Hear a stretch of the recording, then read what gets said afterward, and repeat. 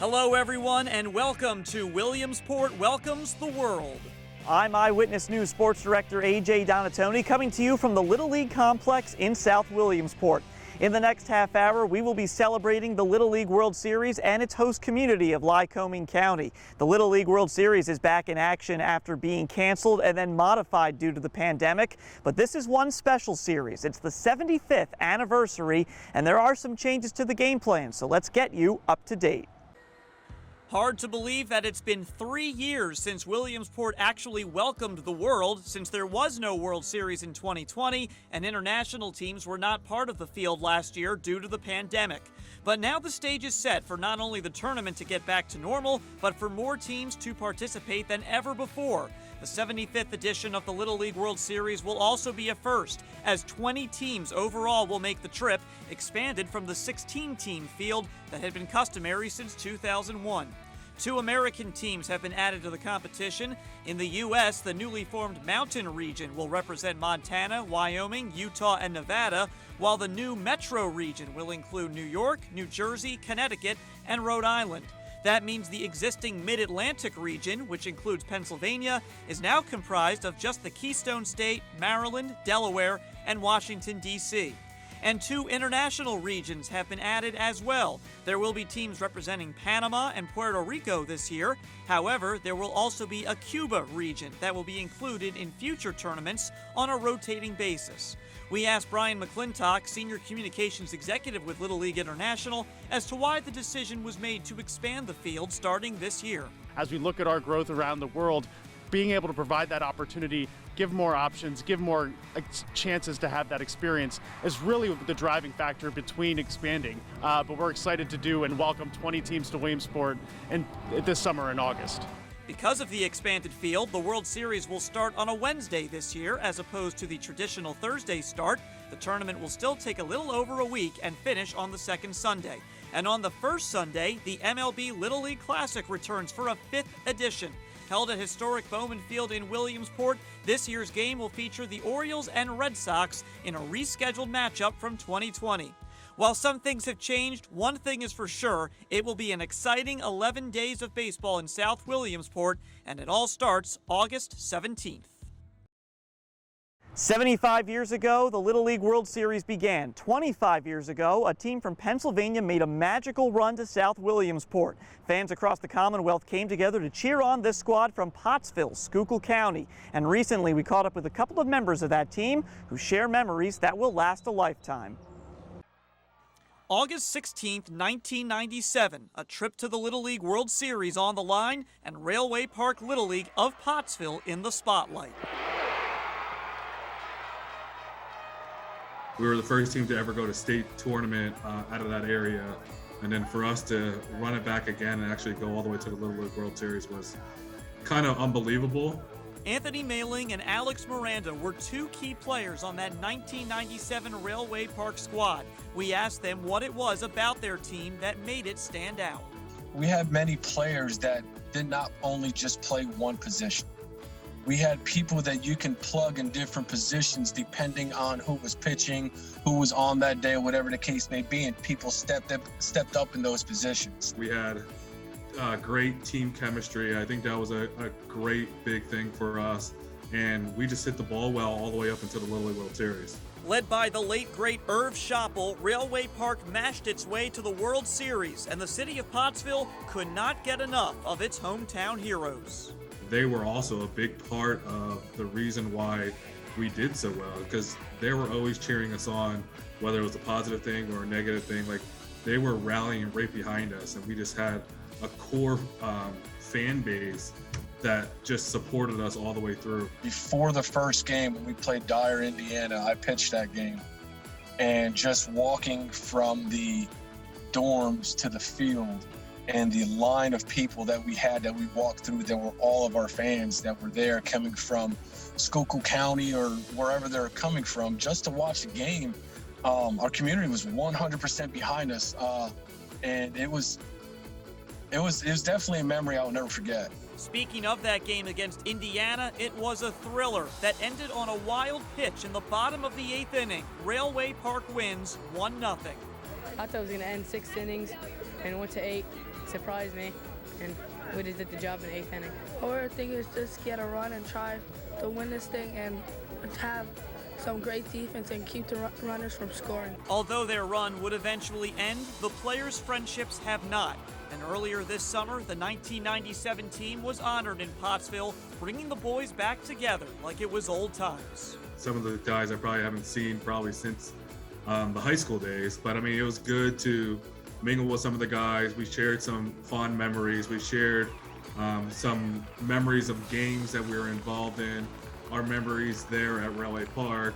Those memories will live on forever, as will the legacy, what these young men accomplished 25 years ago. Well, I still get messages, I'm sure Anthony does, that people continue to say that was one of the best summers they've ever had in their life. It's very unique. It's never been done.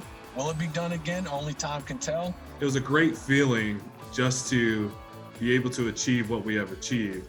And I don't know if that will ever be able to be achieved again from that area. It was just one of those once-in-a-lifetime things. As you can imagine, the host communities of Williamsport, South Williamsport, and all of Lycoming County are happy to welcome the world after the COVID hiatus. There is plenty to see and do all across the area. The region was built not only on Little League baseball, but on lumber and millionaires. Around 70,000 visitors come to the area for the 2-week tournament. Jason Fink, CEO and president of the Williamsport Lycoming County Chamber of Commerce, says they're looking forward to finally welcoming all fans back. Being able to meet with people that are from different walks of life, different parts of the world. It's, just everything that, a small town would wish for, and we are fortunate enough to be able to have it here. We have a link on pahomepage.com to the Lycoming County Visitor Center, so you can check out some of the great places to visit while in the area. Coming up, the year was 1971, and a team from Indiana was looking to make its mark on Little League history. And to arrive in Williamsport and see that field for the first time is just a sight that you'll never forget. We will also mark a 100-year milestone for one of the Williamsport area's oldest hotels, and later we'll hear from the artist who is creating 3 new statues for the 75th anniversary of the Little League World Series. Baseball connects everybody. It's the national sport, and I just love the fact that I'm a part of this.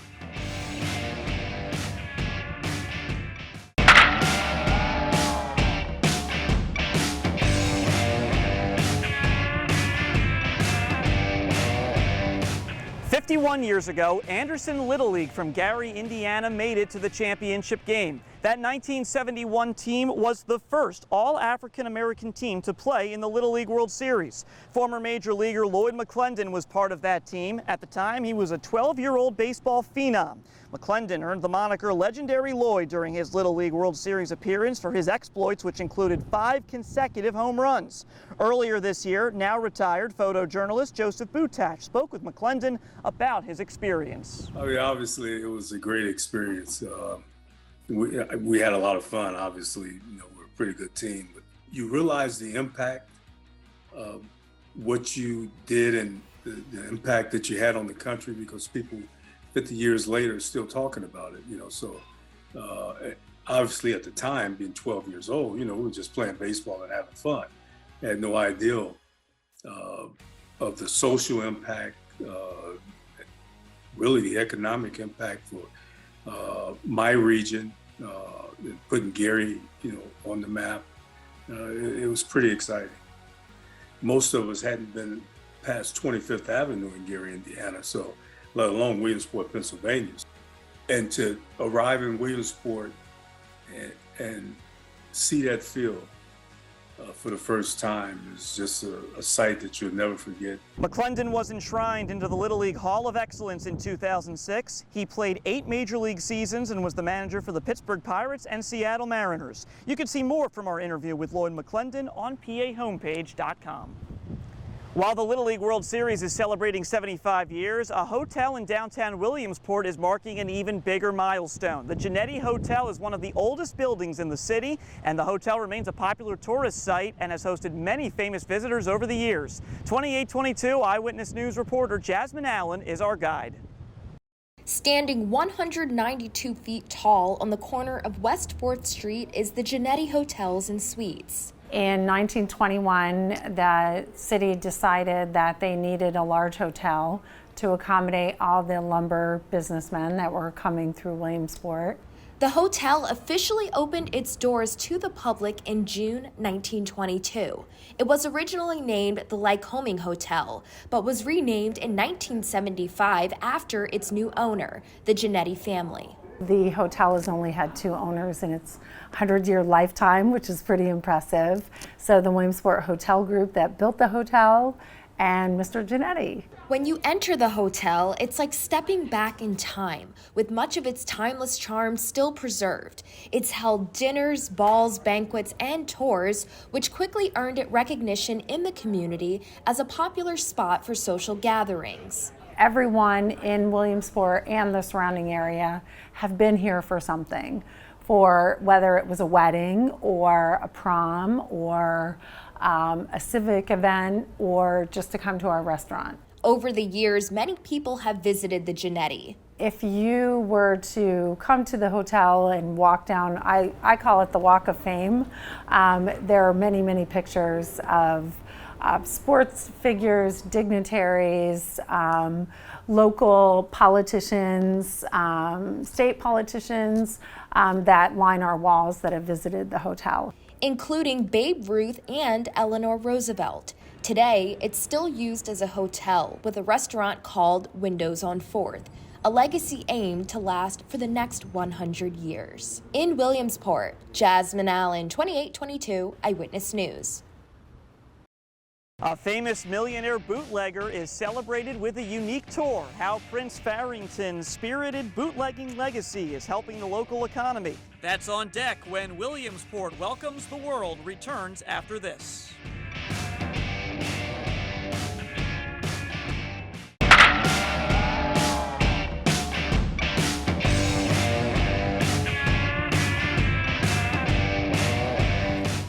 Many legendary ball players have visited the Little League World Series, but did you know that Williamsport was once home to a millionaire bootlegger? Visitors can sample some of the area's breweries and wineries as part of the Prince Farrington Tour. 2822 Eyewitness News reporter Jasmine Allen has the details on how this year-long event helps support small businesses. Lycoming County is home to the Little League World Series, but there's a lot more to do outside of baseball. Prince Farrington's Bootlegger Tour is a way for visitors to enjoy local breweries, distilleries, and wineries. We've seen people from Pennsylvania, Maryland, New York, New Jersey, Ohio. So a lot of people have done the tour already, and we always like to ask them, if they have a favorite. There are 10 stops along the tour, and you have 1 year from the date you purchased the passport to complete it. It was named after the famous bootlegger known for his moonshine, Prince Farrington.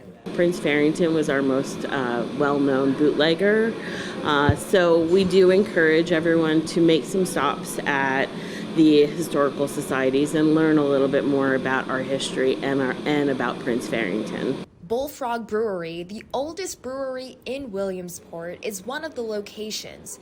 Owner Steve Konk says the tour is a fun, interactive way of exploring small businesses. We do get several people in a week for it, and it's great for promoting the area's places to get fresh beverages. After you've hit all 10 locations, you're given a souvenir as a prize. Here's the shirt, so you can show you've earned it. You can't buy the shirt, you have to earn it. In Williamsport, Jasmine Allen, 2822 Eyewitness News. For more information about the Prince Farrington Bootlegger Tour, just head to our website, pahomepage.com.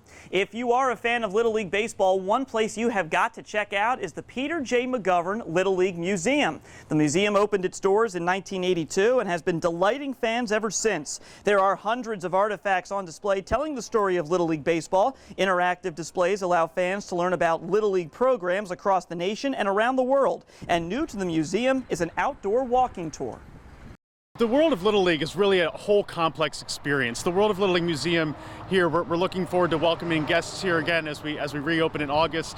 But really the walking tour allows people to not only experience the history inside the museum at the World of Little League, but also enjoy the entire complex. There's 6 panels throughout the entire concourse. You start up here at the headquarters building, you make your way around Lomity Stadium, down to Volunteer Stadium, and really end up down at the bottom of the complex where we have a statue in memory of Carl Stotz, our founder here at Little League International. So it really is a great opportunity to learn more about the complex, the history of Little League. We have audio tour moments as well, that each 6 spots along the complex, you have a chance to go to littleleague.org, experience that audio, continue to learn more about the history of Little League.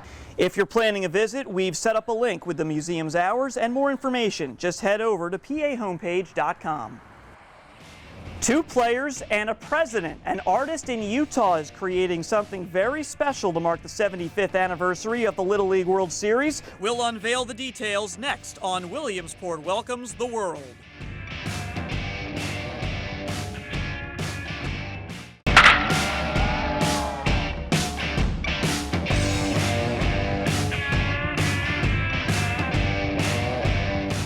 Across the Williamsport area, you will see a number of bronze statues known as Bases Loaded. They depict young players in a game of baseball. For the 75th anniversary, new statues are on the way, and recently I had the opportunity to speak with the artist who is creating them. Matt Glenn is originally from California and has lived in Utah since childhood.